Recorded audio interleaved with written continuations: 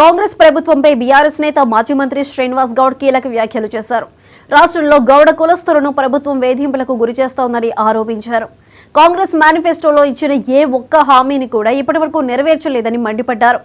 ఇచ్చిన హామీలు నెరవేర్చకపోగా కల్లు దుకాణాలపై ఎక్సైజ్ అధికారులు దాడులు చేస్తున్నారని అన్నారు.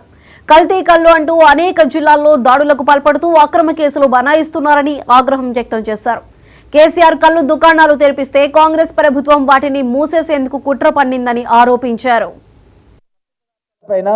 ఈ నార్కోటిక్ డ్రగ్స్ కానీ ఫుడ్ అల్టరేషన్ డిపార్ట్మెంట్ కానీ కల్తీ నివారించే వాళ్ళు కానీ దృష్టి పెట్టకుండా 4 కోట్ల మంది జనాభా తినేటువంటివి తాగేటువంటి దాని మీద దృష్టి పెట్టకుండా ఇలా కేవలం 2% 3% తాగేటువంటి కళ్ళుపైనే దృష్టి పెట్టి వేధిస్తుందంటే మీ చిత్తశుద్ధి ఏంది అని అడుగుతా ఉన్నాం.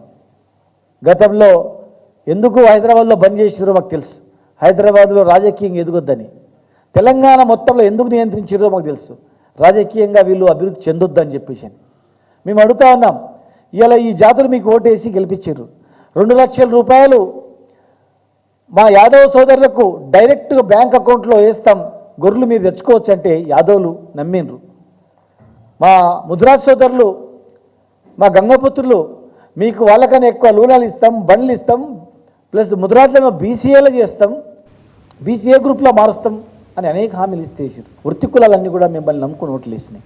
కనుక సంవత్సరం అయినా కూడా ఈ హామీలు నెరవేర్చకుండా గౌడ జాతి పైన ఎందుకు కచ్చ కట్టారు? గౌడ జాతి మీద ఎందుకు కచ్చ కట్టి జైలు పెడతామని వేధిస్తూ ఉన్నారు? అమృతాన్ని తయారు చేసినటువంటి వీళ్ళు మొబైల్స్ పోగొట్టుకున్న